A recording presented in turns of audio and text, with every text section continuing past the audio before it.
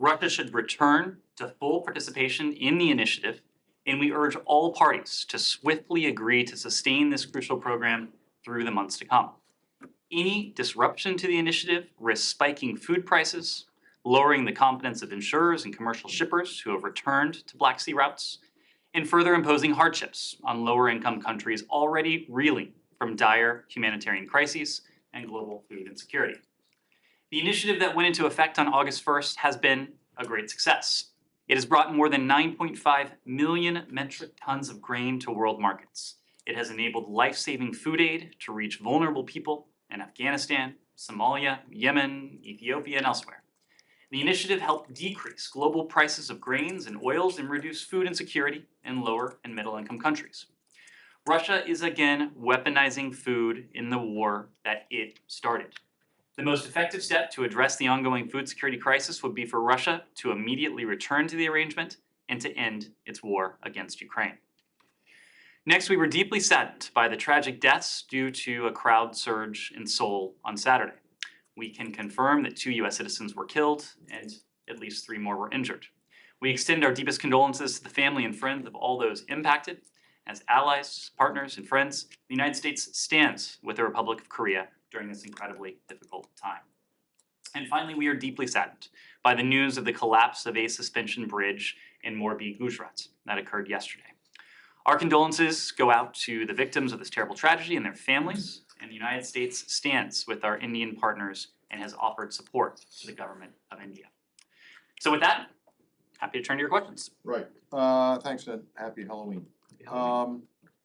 Just on the first, your first topper there, you said that the Russian announcement is having immediate harmful impacts on global food security. Have you seen any evidence that shipments have stopped? So a couple things on. So I mean, the question is, what are these immediate harmful impacts? Is it just the fear that?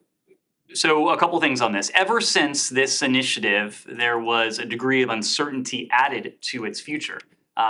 Since senior Russian officials began making noises about potentially not renewing it later next month, global food prices, which had fallen in some cases markedly since their highs because of this initiative, futures contracts have risen. These prices have risen in places because there was uncertainty associated with the longevity of this Black Sea grain initiative.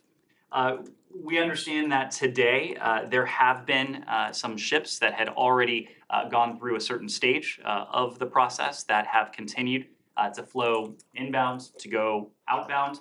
But of course, we want to see this initiative renewed. We want to see its future not in doubt with additional certainty. As I said at the top, shippers, insurers, those who have a stake in the free flow of grain and foodstuffs to countries around the world, particularly to lower and middle income countries, will feel more comfortable operating in the Black Sea. If that is the case, prices will continue to come down. We need these prices to continue their downward trajectory. It offered much needed relief, much needed support to people around the world. As I mentioned, as of yesterday, the initiative had moved more than 9.5 million tons of grains and other foodstuffs from Ukrainian ports, with about 400 total voyages. The vast majority of the wheat exported under this initiative, 66% or 2/3, has gone to developing countries, with 19% of those 9.5 million tons going to the least developed countries of the world. It is not in anyone's interests. It is not in Russia's interest.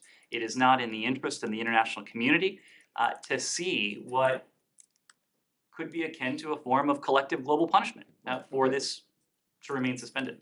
So I'm not trying to suggest that there haven't been any. I'm just wondering what immediate harmful impacts of the announcement on Saturday. Can you point to any? Well, the uncertainty associated with the future of this. That predates the announcement on Saturday.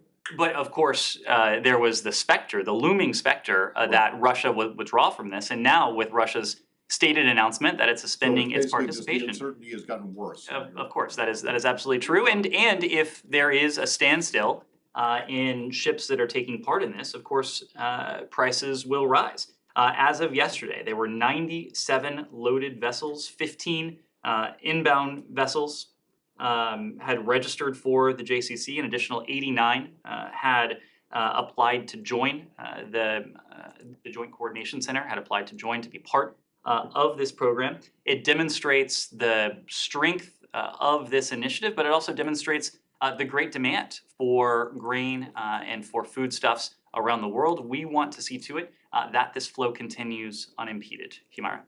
Just on that, what is your sense of the movement today? Do you think it's gonna keep happening, or was that just like some of the ships that were already in Turkish waters? And what is your sense of Russia coming back to it? And is there any hope that it might? So a couple things. The Joint Coordination Center has released a statement on the ships that were transited inbound and outbound. Today, we're closely following the Joint Coordination Center's planned ship movements to get much needed grain to the world.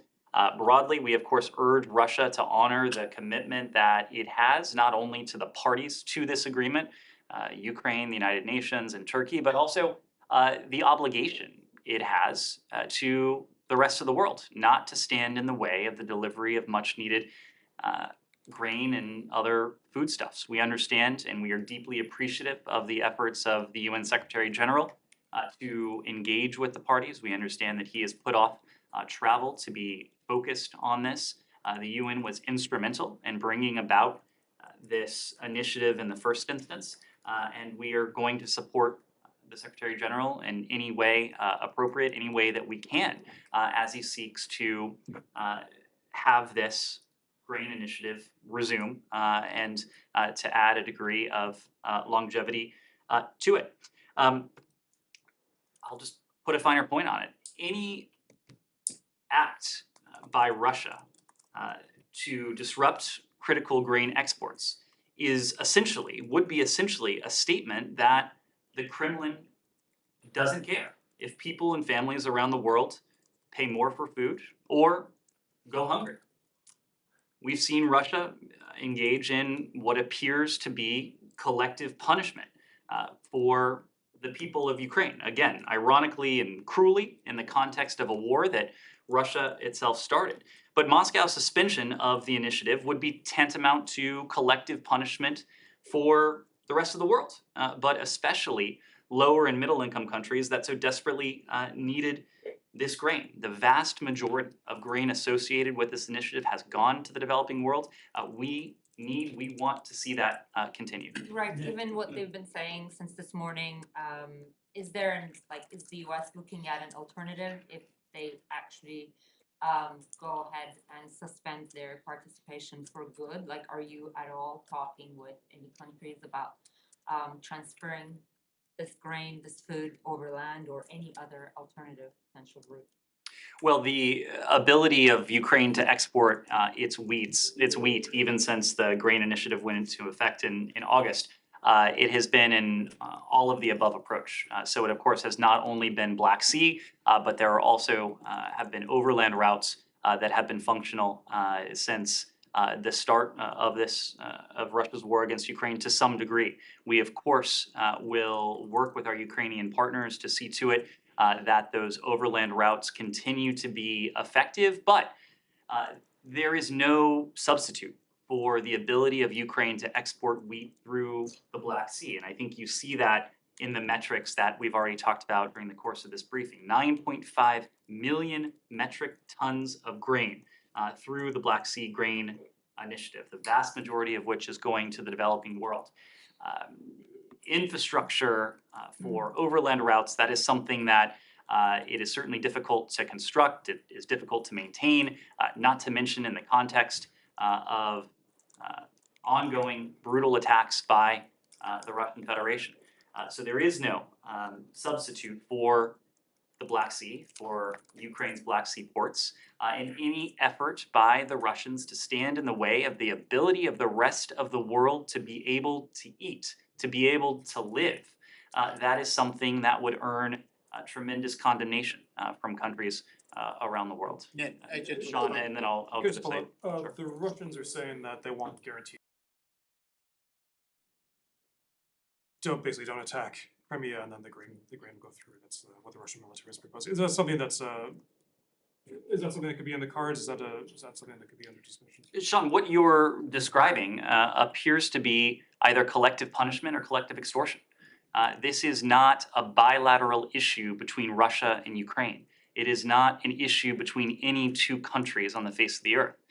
This is an urgent imperative on the part of much of the world. All of the developing countries of the world need this grain. This is the breadbasket of the world. We all remember what a dire position the world was in before the start of the Black Sea Grain Initiative, the way food and commodity prices had skyrocketed.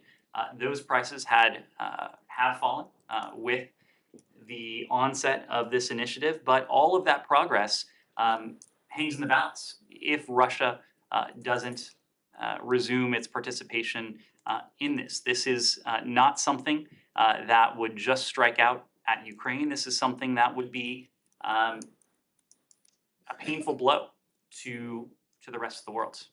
Yeah, I just want to follow up on what Sean just asked about. Are you drawing any connection between the attack on Sevastopol and the Russian decision? Said, you wouldn't. They're saying that their flagship was that they're justifying this because of the attack.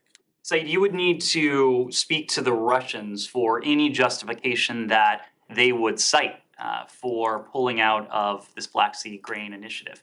But I will just say this from our perspective and from the perspective of countries around the world, there can be no justification for this. Whatever argument the Russians put forward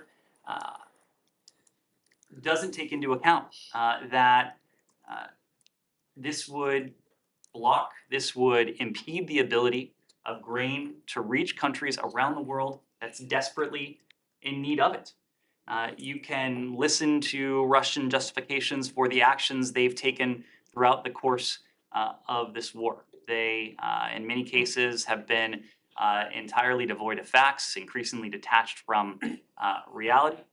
In this context, it is also a relevant fact that Russia itself has attacked Ukrainian ports, Odessa and the port of Pivotiny, since the start of the Black Sea Grain Initiative. So whatever justification Russia wishes to offer, whatever justification it wishes to offer today, there is no justification for the action that it's taken. On the percentages, Ned, on the percentages, they're saying that 20% of this grain goes to Europe, Western Europe, with very little really going to sub-Saharan Africa. That is just false sight. It's 66% or 2/3 is going to developing countries. 19% of the overall grain is going to the world's least developed countries. There is a ship that is loaded in a Ukrainian port right now, a ship that was paid for by the World Food Program, destined, if it is permitted to leave by the Russians, for Ethiopia,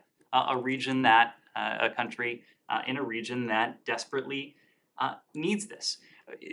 The Russians can distort the data in any way they wish, and I'm sure they will. When they point to some of this grain going to countries in Europe, some of this grain does go to Europe, where it is refined and then sent on to developing middle income, lower income countries as well. But the fact remains, the vast majority of this grain, 66%, is going to developing countries. 19%, nearly 20%, is going to the world's least developed countries, the countries that need this the most. Alex? Ned, just simply because you mentioned it several times in your answers before, when you talk about collective punishment, is it the case that the administration opposes collective punishment in all contexts? Matt, I'm not going to offer a blanket statement. Okay, so there's some areas, some places where collective punishment might be okay, acceptable? I think, Matt, collective punishment it would be hard to imagine a scenario in which it would be appropriate collective punishment, punishment that exacts a toll on civilians in those not associated with the matter.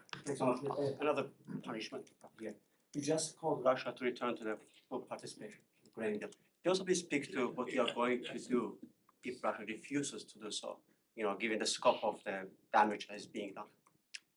Alex, this is something that, in the first instance, the Secretary General is working very closely with the Ukrainians, with the Turks, and in turn with the Russians. It was the Secretary General who had a very heavy role in negotiating this in the first instance. It's the Secretary General that is leading the diplomatic efforts to see to it that this initiative resumes as soon as possible. So I don't want to get ahead of that. Of course, it's our hope that his efforts will be successful in the coming days, just as they were over the summer in what culminated in the start of the Black Sea Grain Initiative in August. But I will say a couple of things. I think you all remember over the summer, as Russia was dragging its feet, as Russia was blockading Ukraine's Black Sea ports, prohibiting ships from coming and going full of grain, that Russia felt quite a bit of pressure from the rest of the world. There was a memorable meeting of the G20 where Foreign Minister Lavrov was in attendance, at least for the morning session. He didn't show up for the afternoon session. I couldn't say exactly why he wasn't there, but he certainly heard condemnation, concern, criticism from many of the countries that were represented around that table, many of the G20 countries who were not shy in offering their criticism of Russia's efforts to prevent food from getting to the people who needed it most around the world. If this continues, if Russia does not resume its cooperation, we're going to have another G20 session quite soon, this time at the leader level.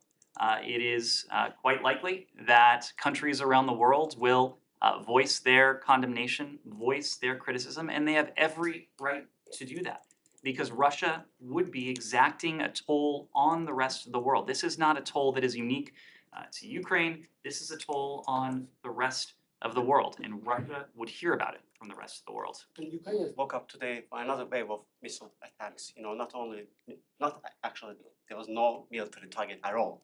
It was all about infrastructure, energy, hydrocarbon, let's say targets. British Foreign Minister said that Putin's only aim is to spread terror. I know you're not using that word, but do you think the reason why Putin is doing what he's doing is that because he's not being called out for terrorizing Ukrainian people? There's no question, Alex, that President Putin is exacting brutality, death, destruction across the country of Ukraine. It is certainly not always clear that the targets that are pursued by Russia's missiles and bombs have any military purpose whatsoever. There are, and we've all seen a number of strikes and bombardments that appear to be nothing more than an effort to brutalize the people of Ukraine. This is a tactic that we've seen since the earliest days of the war, when at every turn, when President Putin has faced a setback, when he has been thwarted or stymied, the people to have paid the price, sometimes the ultimate price, were Ukrainian civilians, the innocent people of Ukraine, not military targets, nothing associated with Ukraine's armed services, its security services, but the Ukrainian people. Can you just, Yeah. You've talked about the UN efforts to revive the deal, obviously, but what about the Turkish efforts to revive the deal? They've obviously said over the weekend that they want to see this back up and running. Do you have faith in the Turks and their capabilities to do that? Are you supporting them? Can you just speak to that? We have the utmost confidence in the Turks when it comes to the Black Sea Grain Initiative. The parties to this agreement, Ukraine, the United Nations, Turkey, and up until the weekend, Russia, had worked effectively together over the course of several months to facilitate the passage of 9.5 million metric tons of grain to the rest of the world. We appreciate the efforts of Turkey, the and the role Turkey played when it comes to the JCC, when it comes to this initiative more broadly. Appreciate the role that the UN Secretary General played in bringing this together and helping to oversee this initiative. Of course, Ukraine has been an active participant in this initiative. And up until the weekend, Russia too was cooperating with this mechanism and was allowing grain to transit to the countries and to the people around the world who need it most. Okay. Thank you, Ned, on North Korea. I would like to reaffirm the recent arms control dialogue with North Korea mentioned by Ambassador Jenkins, who is in charge of disarmament at the State Department. North Korean Kim Jong-un says that after the US recognized North Korea as a nuclear state, then arms control negotiation can take place. The denuclearization of North Korea that the US wants, and the arms control dialogue that North Korea wants, totally different, stories. So the United States agreed if North Korea wants only arms control dialogue aside from denuclearization talks. I had an opportunity to comment on this on Friday. I was clear at the time, want to be clear now, that there has been no change to U.S. policy. Our DPRK policy remains the complete denuclearization of the Korean Peninsula, and we continue to be open to diplomacy with the DPRK. The complete denuclearization of the Korean Peninsula has been our objective since the conclusion of our DPRK policy review last year. That has not changed. I don't foresee that changing going forward. We continue to reach out to the DPRK and are committed to pursuing a diplomatic approach.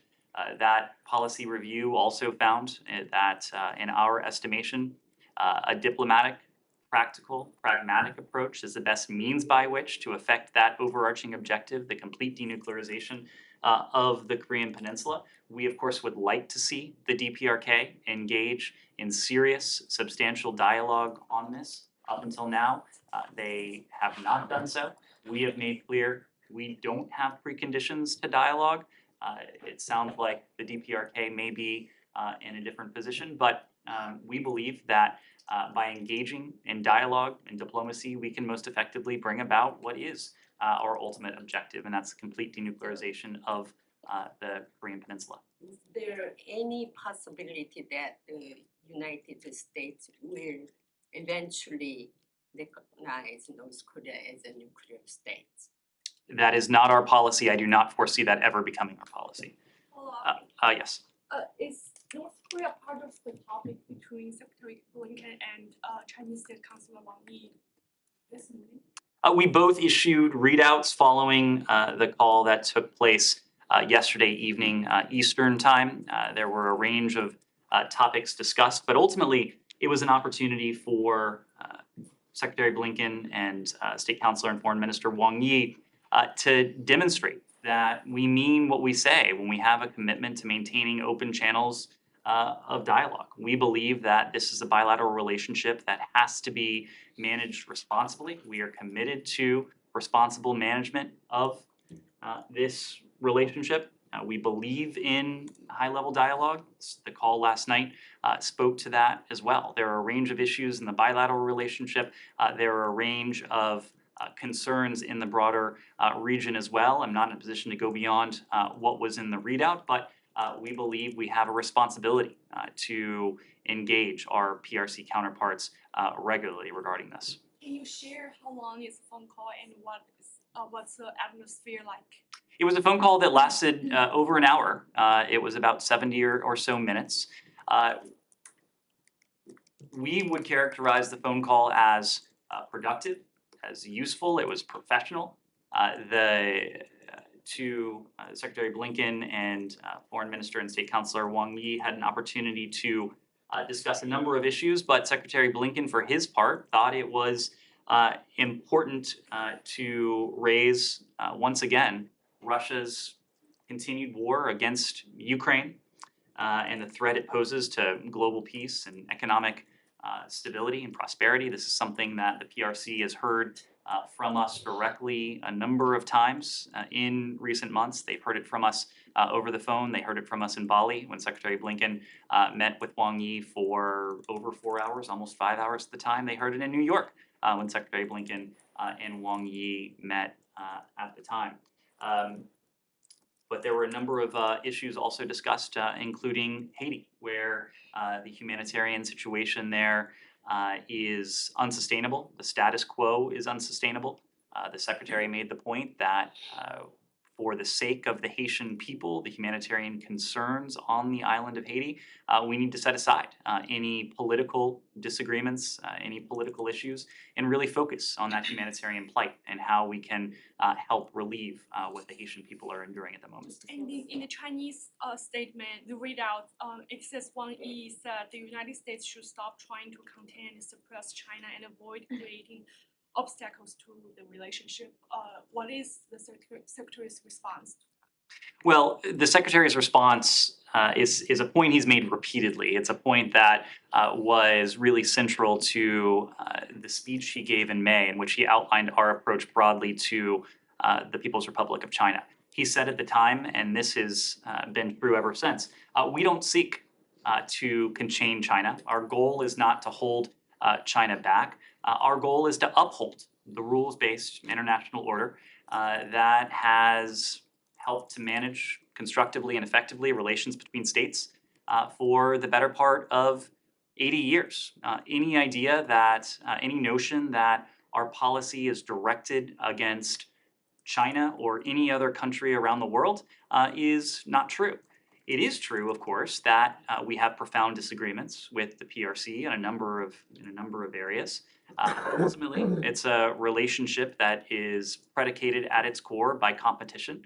Part of the reason why we believe it's important to have regular dialogue and exchanges with the PRC is because we believe we have to manage this competition responsibly. But it's competition, there are adversarial elements, as we know, and there are cooperative elements. And the two last night, certainly Secretary Blinken last night, did make the point again that we have shared interests in certain areas. It would be in the interest of each of our countries, but more broadly, in the interest of the international community, if we were to find a way to cooperate and to coordinate in some of those areas of shared interest. Follow up on that, talking about the cooperation, what's the next step? Will we see more engagement between Secretary Blinken and Wang Yi before the potential summit in Bali?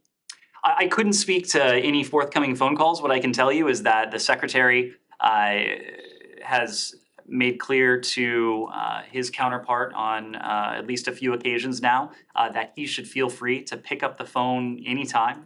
The Secretary also adopts that approach. The Secretary believes that we need to maintain these open lines of communication. So if there's a need from our side or from Beijing for Secretary Blinken and Wang Yi to speak before the upcoming G20 meeting in Bali, I have no doubt that will happen. Can I just follow up on China? Sure. It's two things. So Secretary has had the chance to speak to his Chinese counterpart throughout the course of Ukraine war many times, and U.S. has asked China to use its leverage with Russia to put an end to this war. Was there anything in this phone call that suggested that Beijing would cooperate on that particular point? I think it's fair to say that Secretary Blinken last night did not hear anything when it comes to the PRC's approach to Russia's war against Ukraine that we haven't heard before.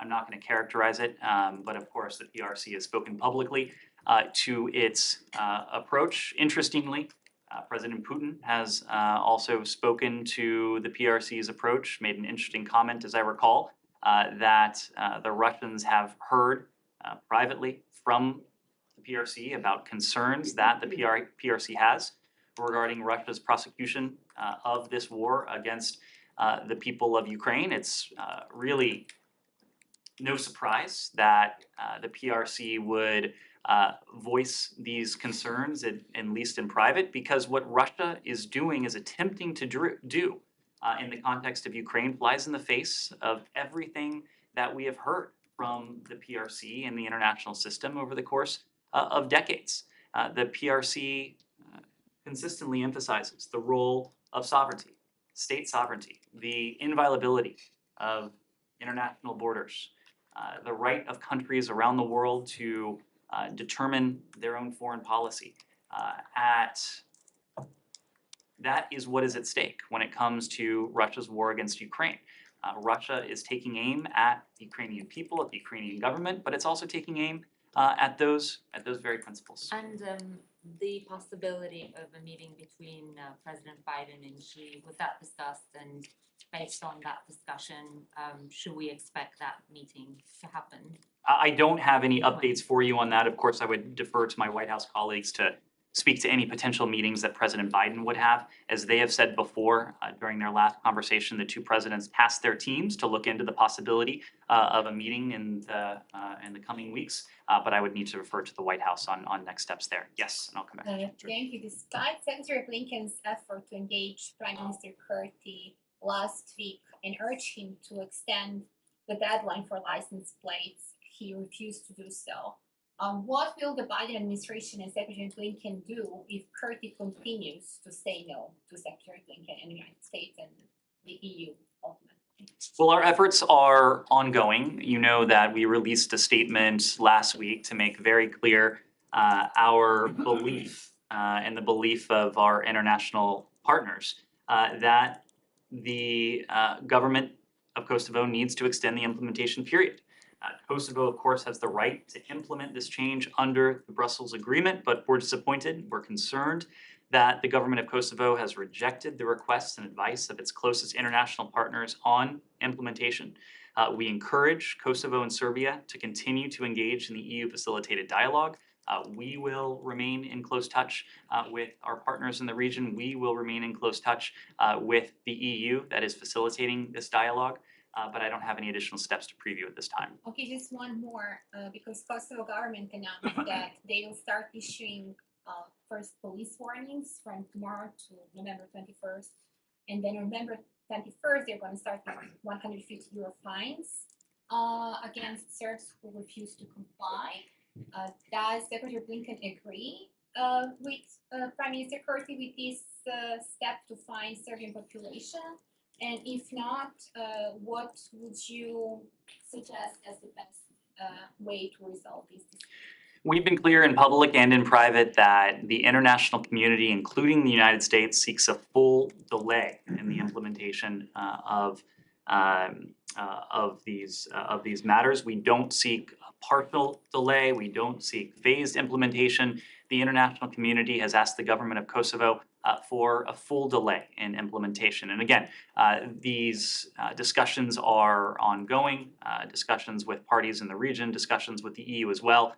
So I'm just not going to preview future actions before we're there. Yes, sir. Thank you, Ned. It's obvious that fake news and disinformation is fueling the civil war in Ethiopia. And recently, I think yesterday, the Ethiopian government released a statement regarding this fake news. I think, did you read that letter or did you get it?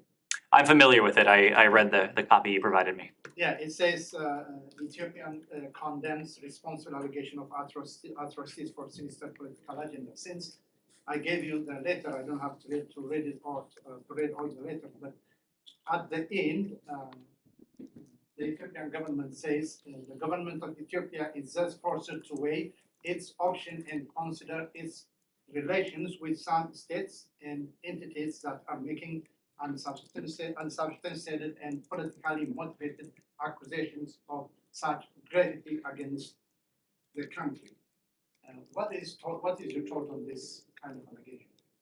Well, I couldn't speak to the precise allegations in this document. I would have to review the underlying data and intent. But the goal of the United States, the goal of the AU-led mediation process, the AU-led talks, is really quite simple. There is no ulterior political objective. The objective is quite simple: to achieve an immediate cessation of hostilities, to achieve the delivery of humanitarian assistance to all Ethiopians in need, additional measures, securing additional measures to protect civilians, and seeing Eritrea's withdrawal from northern Ethiopia. To your question and to the statement that you provided to me, the third point about protection of civilians is important. There is no question that there have been a number of reports, many of them credible, of human rights violations and atrocities that have been uncovered in the course of this terrible conflict that has just spread such devastation across parts of northern Ethiopia. We're deeply troubled by the potential for mass atrocities.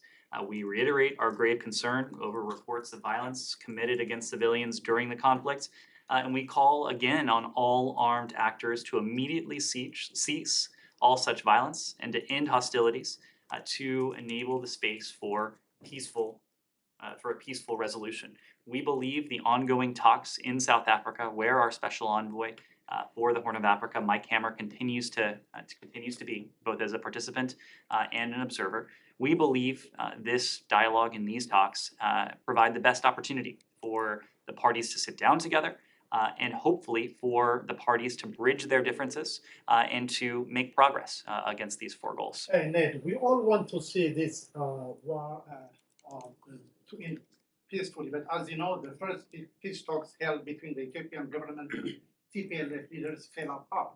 And the second peace talks, as you mentioned, in South Africa, supposed to be completed yesterday. However, it is announced that the talk will continue until Wednesday. I mean, is this the indication of the peace talk starting to fall apart? I mean, they haven't announced why they want to continue until Wednesday.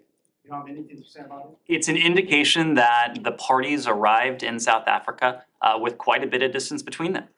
But it's also an indication that the parties continue to be willing to sit down together in what we hope to be a constructive atmosphere, and ultimately an atmosphere when the parties can discuss their differences and continue to narrow the distance between them. I know we will continue to be engaged in support of this AU-led process.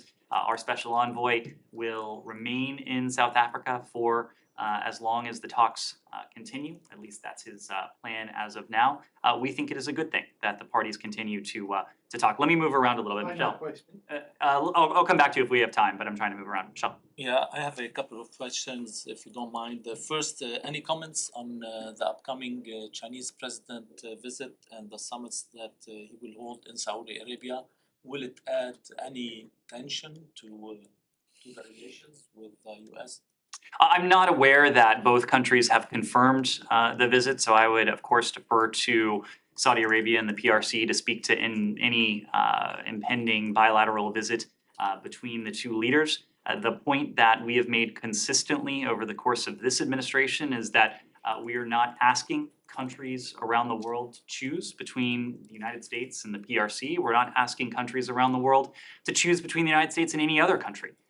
Countries are going to make their own sovereign decisions about their foreign policy, about their relationships, about their partnerships and alliances. Our goal is to give countries around the world a choice and to make the choice of the United States and what we bring to the table the most attractive option available. On Iraq, are you satisfied with the government that the Iraqi Prime Minister formed? We issued a statement a couple days ago. We congratulated, and again, we congratulate Prime Minister Mohammed Shia al-Sudani on forming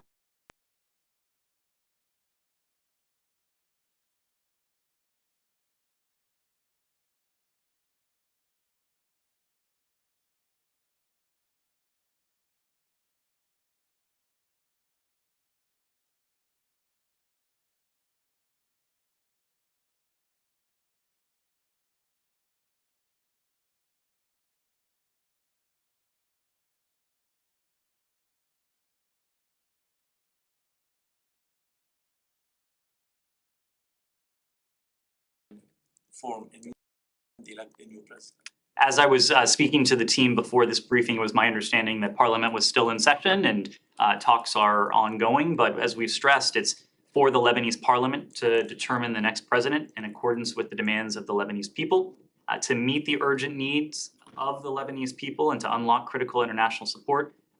Lebanon needs a government that can quickly implement much needed and long overdue reforms, and we call on Lebanon's leaders to select a president willing to put the interests of the country first and able to implement those long overdue reforms. And finally, Iran has imposed sanctions on 4 US entities and 10 individuals. Any reactions? I don't have a reaction to that. Let me spread around. Yes. According to the report over the weekend, the United States and Japan are about to finalizing the deal about the Tomahawk cruise missile procurement. Can you confirm such a negotiation is ongoing? I'm not in a position to confirm any potential arms transfers or granting of licenses before they're notified to Congress. Yes, Dylan. Yeah, there's new reporting out today on Afghan commandos that were trained by the U.S., previously fought alongside the U.S. against the Taliban, being recruited by Russia to join their war against Ukraine. Many of these commandos have allegedly cited the fact that the U.S. didn't give them visas to get them out of Afghanistan, the fact they couldn't go home out of Afghanistan out of fear of retaliation from the Taliban as reasons that they're going to fight with Russia. I just want to know if you have a response to that, a response to a former Afghan general that said leaving these commandos behind was the biggest mistake that the U.S. made when withdrawing from the country. I'm aware of those reports. I'm not aware, though, that we've been in a position to confirm that such Afghan commandos have actually been enlisted into President Putin's war. Of course, it's no secret that the Kremlin is casting a wide net, looking for any able-bodied individuals to fight and potentially die in Ukraine, as they've done to so many Russian citizens, 300,000 in the most recent partial mobilization. But I'm just not in a position to confirm those reports. What I can tell you is that there are a number of pathways for Afghans to travel to the United States, to call the United States home. Of course, the SIV program is intended for Afghans who worked with the United States government over the course of our 20-year military engagement in Afghanistan. But there's also the so-called P1 program, the P1 program under the U.S. Refugee Admission Program for individuals who may be eligible to travel to the United States with the appropriate A follow-up on this? About Afghanistan? Sure.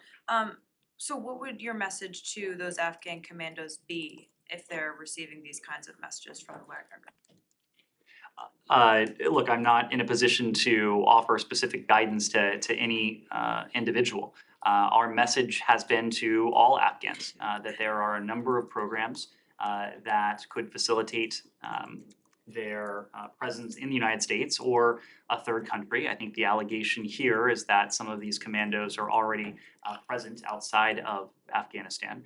But whether Afghans are in Afghanistan or in third countries, there are pathways, including the SIV program, P1 referral, P2 referral, that could bring them to the United States if they so choose. But a problem is that, that process takes a long time. Some of these Afghans have crossed the border into Iran. That's been reported. I believe you guys have confirmed that. So they're in a tough spot where they can't get to the United States quickly right now, and they're being offered an alternative. So do you not have any sort of message that eventually they'll get through the system or anything like that to them? Well, of course, we're working as quickly as we can to process individuals through the various pathways, whether it's the SIV program, the P1 program, the P2 program. Again, without offering specific advice, I can't imagine that the most attractive option that anyone could face would be to be conscripted into President Putin's war effort in a sovereign country, the country of Ukraine, where thousands upon thousands of Russians have been injured, maimed, or killed fighting for what is ultimately a needless war and a losing cause. Of course, we want to provide opportunity, as much opportunity as we and our partners around the world can, to those who are seeking to, who wish to depart Afghanistan, or to Afghans who are already located in third countries and who seek to transit elsewhere. Yes. So Thank you last so question on the relocation flights, Afghanistan. Mhm. There are reports that Qatar has decided to suspend those relocation, evacuation flights, whatever you wanna call them, through the end of the year because of the World Cup. So what's the State Department's message on that? Have you tried to convince the Qataris to keep these up and running? Well, we greatly appreciate Qatar's partnership. We've been working together ahead of the World Cup to address any potential logistical interruptions.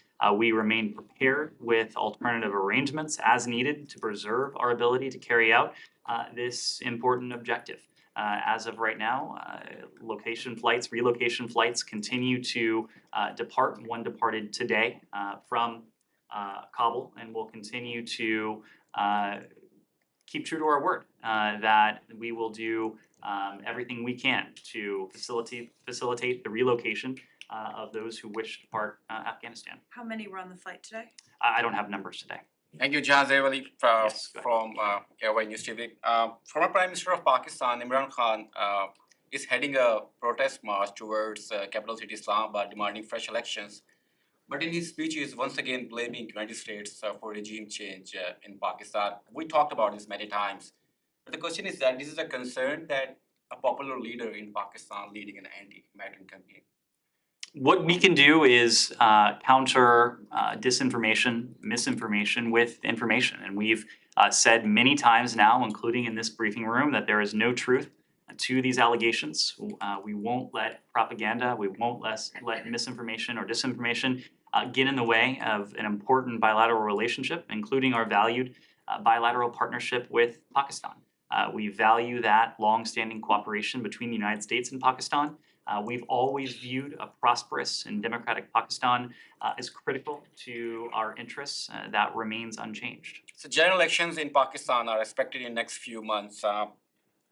There were always question marks on the credibility of the elections process in Pakistan due to involvement of many factors. Have you ever raised this issue, like free and fair elections in Pakistan? I understand in the case of Pakistan, elections have not yet been scheduled, but we support the peaceful upholding of constitutional and democratic principles, not just in Pakistan, around the world. These are issues that we discuss with all of our partners around the world. Sir, last question, Afghanistan. According to latest media reports, Afghanistan is turning into a safe haven for the international terrorist groups. What measures are being taken to prevent Afghanistan turning into a terrorist state? Sorry, what was the last part of the question? So what measures are being taken to prevent Afghanistan to be a terrorist state? Because, you know, all the terrorists from all over the world, like, going to Afghanistan and making their safe havens. We've been very clear that the United States and our partners around the world won't allow Afghanistan to become a safe haven for international terrorists who pose a threat to the United States, to our partners around the world.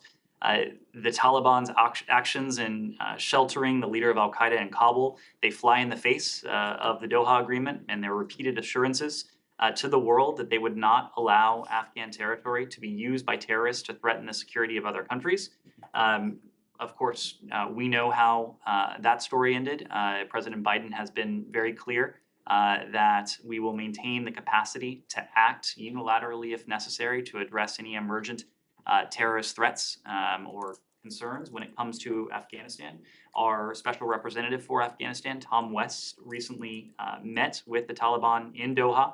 They discussed a number of U.S. interests, including counterterrorism, and will continue to engage with the Taliban pragmatically. Following the sheltering of Ayman al-Zawahiri, the now deceased leader of al-Qaeda, I think it's fair to say that the Taliban will have to earn the trust of the world, and they'll only earn that through their own actions. A follow-up on the same? Follow-up, yes. Yes. So this is my first day. Great pleasure to be here. So from Afghanistan International, Arif Yakubi. So yesterday, many female students in different parts of Afghanistan had a protest, but Taliban used violence in Badakhshan province and also in Kabul. They beaten the students So what is the message that the United States would give to those girls that are asking the United States for help? And also, Taliban did not change their position towards education for girls in Afghanistan. So what is the next step for the United States to convince Taliban to allow girls go to school?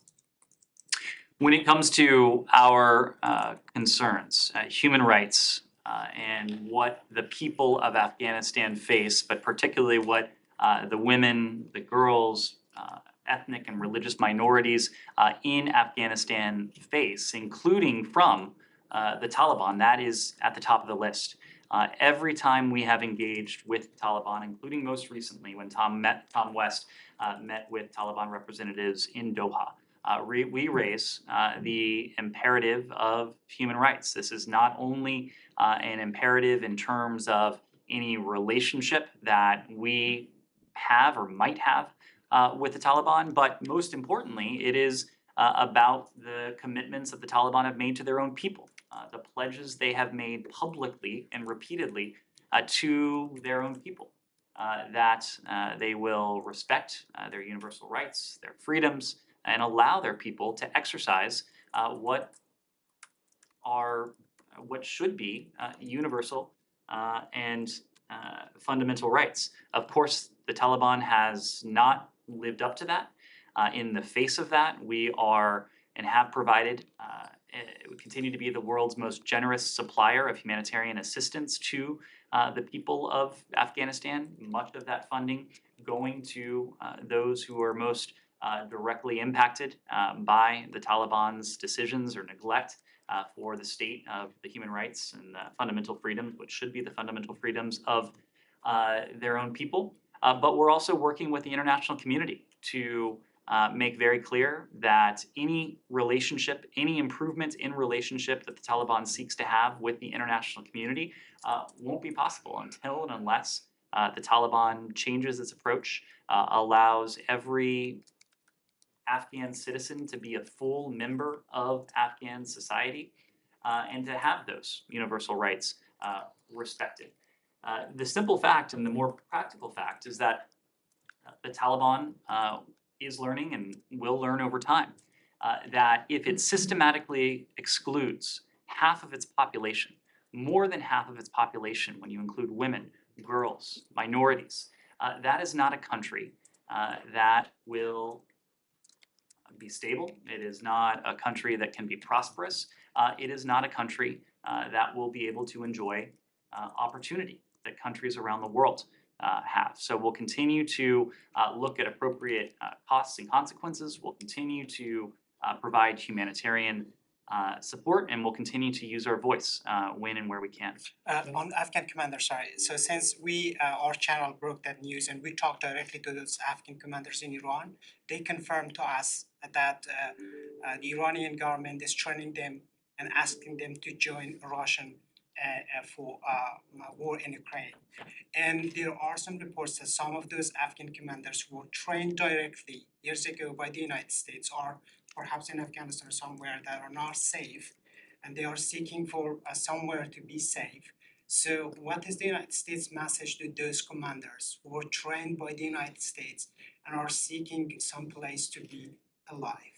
So it's difficult to speak in the abstract because the programs we have available and the pathways we have available are tailored to the specific circumstances of an individual. So there is a program, the SIV program, the Special Immigrant Visa Program for Afghans that work directly for the United States government over the course of our military involvement in the country. But there are also broader categories, including the P1 referral process through the U.S. Refugee Admissions Program, and the P2 referral process as well. Not every one of these programs is going to be available to every individual, but we have information available. We have processing centers that stand ready to assist individuals as they consider their options. Yes, and I'll come back to you, Said. Yes. Hi, yes. Regarding Libya, United Nations Security Council adopted pretty much your position, which says that the interim government cannot sign international agreements. However, the administration in Tripoli has signed 2 maritime agreements with the government of Turkey which include waters in southern parts of Greece. So, are you afraid that these two agreements between Libya and Turkey can threaten the regional stability and can even lead potentially to a conflict between Greece and Turkey? This is a complicated issue. It's not one that I have a ready answer for, but we'll come back to you on that. Said. Thank you. Very quick question on Afghan and Israel. I mean, you began by talking about collective punishment. Tomorrow is the Israeli election day, and the government of Israel imposed a total closure on the West Bank. Is that a form of collective punishment? Do you have any comment on this? We understand Israel's very real security concerns. At the same time, we've also said on numerous occasions that we support equal measures of freedom, of security, of prosperity for Israelis and Palestinians alike. We understand that exceptions will be made on a humanitarian and emergency basis. We strongly support that. Yeah, but you know, when people move from neighborhood to neighborhood and then they cannot do this, they cannot go to the hospitals, they cannot go to clinics, because Israel is holding its 5th election in 5 years. I mean, it could be holding another one in 5 months. Isn't that a form of collective punishment under your own definition? Said, it's as we've said before, there are very real security concerns. There are also humanitarian imperatives. To that end, we do understand that exceptions will be made for when it comes to humanitarian cases, emergency cases. We strongly support those exceptions. Let me ask you about the election tomorrow. Is it true that American officials were concerned that the right wing in Israel may win this election and complicate things for you guys, and that the president of Israel, Mr. Herzog, assured you that this will not be the case? Can you comment on that? Israel is a strategic partner. It's a fellow democracy owing to its democratic identity. This will be up to the people of Israel to decide the configuration of their next government. No matter the shape of the Israeli coalition and government, our relationship will be strong and enduring. Could I just, Sean, yeah. sure. Could I just follow up on another election, Brazil? Just in the past hour, there's been a readout from the White House on the president's call to President-elect Lula. But could I ask you on policy terms what you expect from Lula? Climate, of course, is an issue in which the incumbent and the president-elect of Brazil have very different views. Is there a sense that maybe the United States can do a little bit more with Brazil under the incumbent leadership? Sorry, Sean. Sean, I would leave it to our Brazilian partners and to the incoming administration to speak to the priorities that they will bring to the table. I think, of course, Brazil as a leading democracy in the region, a country with whom we share a number of important interests. There is plenty of opportunity for cooperation, plenty of opportunity to deepen our cooperation between our two countries on a number of fronts. But the election, of course, was just concluded yesterday. It will still be another couple months before the inauguration takes place. So I wouldn't want to get ahead of that. Just briefly following up on that, I know the statements yesterday said, free, fair, and credible election. What's your assessment? I mean, that's obviously the assessment. What's your assessment in terms of how things have been handled after the election? There's been no comment from Bolsonaro. Is the United States relatively hopeful that things will be stable? Has there been any contact with defeated incumbent president? Of course, you just mentioned the call from the White House to President-elect to Lula, the president-elect. We've heard, and it seems to be the case from credible sources and authorities, that Brazil's democratic institutions conducted what could be termed an exemplary election yesterday. Observers and the Brazilian election authority considered that the process went smoothly with no credible allegations of fraud or significant disruptions in electronic voting or tabulation. We, of course, would refer you to Brazilian authorities for specific details, but it was once again Brazil demonstrating that they have the capacity, they have the wherewithal, just as we said over the course of the past several months that we expected they would when it came to the conduct of their democratic elections. Just one different thing briefly, unless you want to follow up on Brazil. Just completely different, DRC, Rwanda. The Secretary invested some energy there in August, of course. The DRC has expelled the Rwandan ambassador. There's some protests in the DRC. To what extent is the United States involved diplomatically now? How concerned are you with the situation? We remain engaged with the countries, as you know, I think were there. Secretary Blinken did travel to the DRC and Rwanda in August to have discussions on the tensions there that have mounted for some time. We're deeply concerned by recent developments in the eastern DRC, particularly the renewed M23 FARDC hostilities that have occurred since October 20th. We support the African-led mediation efforts to address the regional tension in the eastern DRC, including those led by the East African Community, Kenya, and Angola. And we encourage countries in the region to work together to restore peace, security, and trust while respecting each other's sovereignty and territorial integrity. State support of armed groups is unacceptable, and we reiterate our concern about Rwanda's support to the M23. That was a message that the Rwandans heard directly from Secretary Blinken in August. I can tell you that senior officials from this building over the weekend, last week, have been in frequent contact with counterparts in Rwanda, in the DRC, seeking to bring about de-escalation of tensions. Yes, please. Thank you very much. As my colleague already asked about Brazil, thank you. You already said something about the election there, but given the fact that the White House just confirmed the phone call between Biden and the Brazilian president-elect, do you have any information about this phone call, the content? And a second question, President Bolsonaro, he hasn't spoken yet about the result and his defeat. Is it a concern here at all? And the third question, if possible, how does the result in Brazil affects the relation between United States and Brazil? So to your first question, I would need to refer you to the White House. I understand that they were planning to and may already have released a readout of the call that will summarize the contents of the conversation. When it comes to what we've heard or what we haven't heard from Brazilian officials, I will focus on what we have heard, and that is numerous figures from across the Brazilian political spectrum have publicly expressed their respect for the outcome of yesterday's democratic election. The vote reinforces our trust in the strength of Brazil's democratic institutions, which perform their constitutional roles in a free and fair election, conducted with transparency. A hallmark of every democracy is acceptance of the will of the people as expressed through elections, followed by a peaceful transfer of power. That's what the world will expect and what we anticipate they will see in the coming weeks. And then remind me of your third question. How this result, in your opinion, affects the relation between United States and Brazil? As in the case in every democracy, and this is the point I made to Saeed earlier, it is up to the will of the people in question. In this case, the Brazilian people have spoken. They have selected a new government. Brazil is an important partner of the United States, and we will look forward to working with the government that will be inaugurated on January 1st. Final question, or so, yes, Ivan. A Human Rights Watch report today raised concerns about Bahrain's marginalization of opposition figures ahead of next month's election. Does the U.S. share those concerns about the electoral conditions, and have you addressed them with the Bahrainis?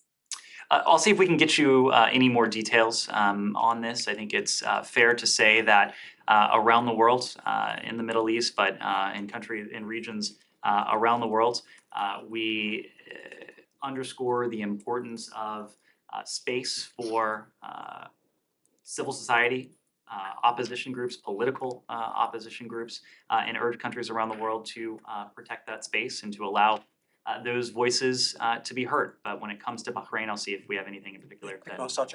I haven't called on you in the back, yes. Go ahead. I'm wondering, as a food self-sufficient country, Russia, is there any indication that they are benefiting in some ways through a backdoor or something from the 6% increase in price on grain exports? Well, what is fair is that Russia has also benefited tremendously from the Black Sea Grain Initiative. Because of the grain initiative, because of the predictability and the stability in the Black Sea, shippers, insurers, others involved in this marketplace have re-entered the market. Russia has itself stood to benefit handsomely from the implications of this arrangement. Ultimately, however, we don't look at it in terms of who stands to gain financially. We look at it in terms of who stands to lose when it comes to their core interests. And ultimately, if Russia stands in the way of the Black Sea Grain Initiative, much of the developing world, the world's least developed countries, stand to lose the most. They stand to lose the most from the end of a program that has provided 9.5 million metric tons, the vast majority of which has gone to the world's least developed countries. I thank you all very much. Thank you.